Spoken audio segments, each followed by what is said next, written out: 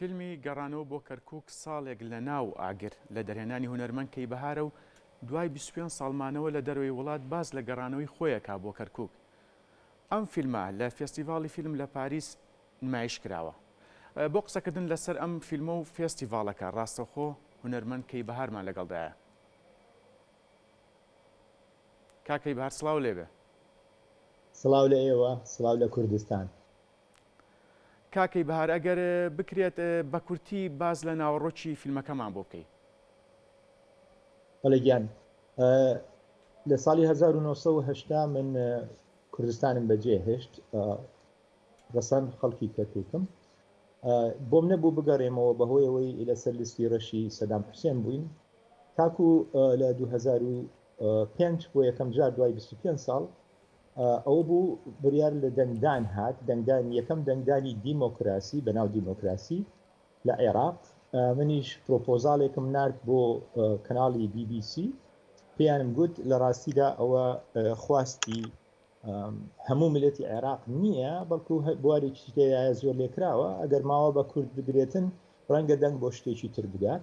ئەوانیش گوتیان دەتوانی بیسەڵمێنی، گوتم بەڵێ پێم خۆش دەبێ بڕۆمەوە شان بەشان دەنگدانەکەی عێراق، منش دەنگدانێکی تایبەت بکەم بۆی بزانم خەڵکی کورد چی هەڵدەبژێرێ، واتە جگە لە سەردانی خۆم و چیرۆکی خۆم و گەڕانەوەی خۆم بۆ ئەو شارە.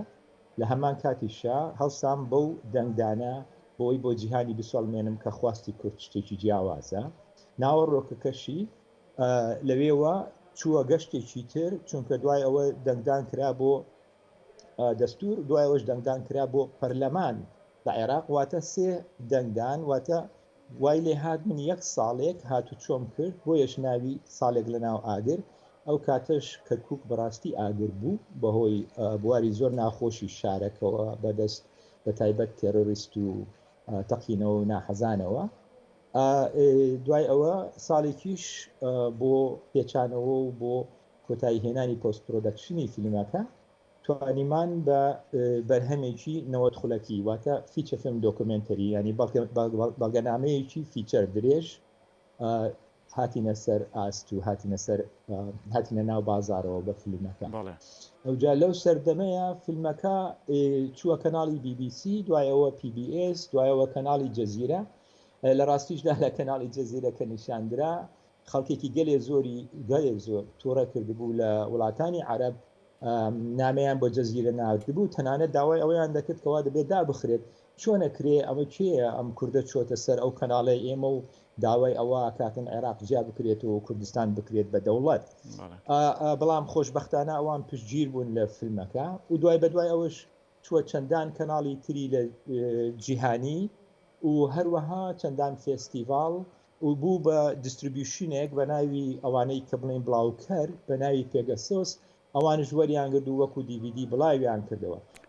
بە کورتی بەڵێ ببوورە جگە لە فێستیڤاڵی فیلمی کوردی لە لەندەن و دواتر فێستیڤاڵی نێودەوڵەتی فیلمی ژان ڕۆچ لە پاریس، هەڵبەت ئەوەی کە خۆشت باس کرد کە لە چەند کەناڵێککە نمایش کراوە، ئایا لە بەرنامەتدا هەیە لە فێستیڤاڵ و چالاکی هونەریەکانی ناوخۆی هەرێمیش ئەم فیلمە نمایش بکرێت؟ بەڵێ گیان، خۆی لە ڕاستیە ئەم فیلمە زۆر شایەنی هەموو نەکار هەموو ساڵێک هەر چەند مانگ جارێک نیشان درێتەوە، چی لە کەناڵە تەلەڤیزیۆنەکان و هەروەها چی لە بەرنامەی تایبەت، تەنانەت بۆشی هەیە بکرێتە بەرنمەیەک بۆەوەی لە خوێندنگاکان لە زانکۆکانە نیشان بدێت. ئێستا لە ڕاستیە و بڵێن 2 ساڵی تر ئەبێتە 20 ساڵەی یادی 20 ساڵەی دروستکردنی فیلمەکە و هەروەها دەنگدانەکە لەوێ. من هەڵساوم بە پرۆژەیەکی نوێ بە ناوی بەجیهانیکردنی کەرکووک، واتە پێویست بەوە ئەکاتن نوێنەرانی حکوومەتی هەرێمی کوردستان لە هەر وڵاتێک لە جیانە هەن لە هەر پایتەختێکە لەوێ بتوانن ڕۆژێکی تایبەت بۆ کەرکووک دروست بکەن و فیلمەکەی تیانی شان بدەن، چونکە ئەو فیلمە نوێنەرایەتی ئەو شارە دەکا بە شێوەیەکی زۆر زانستانە، بە شێوەیەکی زۆر ڕێکوپێک، بە ئاستێکی زۆر بەرز. بۆ نمونە ئێستا دوێنێنا پێرێک کە لە پاریس نیشانماندا، بینەران زۆر بە شێوەیەکی بڵین بە حەماس و بەگەرمیەوە هاتنە پێشەوە سەبارەت بە فیلمەکە و بە ناوەڕۆک کە کەرکووکە لەوە نەگەیشت بوون کە کەرکووک بە ئاستی جەروزەلێم کێشەیەکی زۆر گەورەیە بۆ ناوچەی ڕۆژهەڵاتی ناوەڕاست، بە تایبەت بۆ کورد لە نێوان کورد و عارەب کە دەبێت بایەخێکی زۆر تایبەتی پێ بدرێت واتە ئێستا پرۆژەی سەرەکی بەدەست منەوە جگە لە بواری کاری فیلمەکانی ترم بە جیهانیکردنی کەرکووکە بە بەرنمەیەکەوە بتوانین لە وڵاتانی جیهان نیشان دەین بە هەروەها وڵاتانی عەرەبی و تەنانەت لەناو پەرلەمانی عێراق پێویستە بەڕاستی نوێنەرانی کورد هەوڵ بدەن ئەوە ڕێک بخەن لە ناو پەرلەمانی عێراقا ئەو فیلمە نیشان بدرێت و هەروە لە ناو پەرلەمانی کوردستان لە هەرێم نیشان بدرێتن شایەنێتی کەوا ئێمە بتوانین بایەخێکی جیاواز بەو شارە بدەین چونکە دەزانین کێشەی دواڕۆژمان زۆر نووساوە بەو شارەوە و لە ڕابردووشە زۆر تووشی کێشە بووینە هەر بەهۆی ئەو شارەوە. هونەرمەند کەیبەهار سپاس بۆ ئەم دەرفەتە و هیوای سەرکەوتنەوە بۆ خوازین.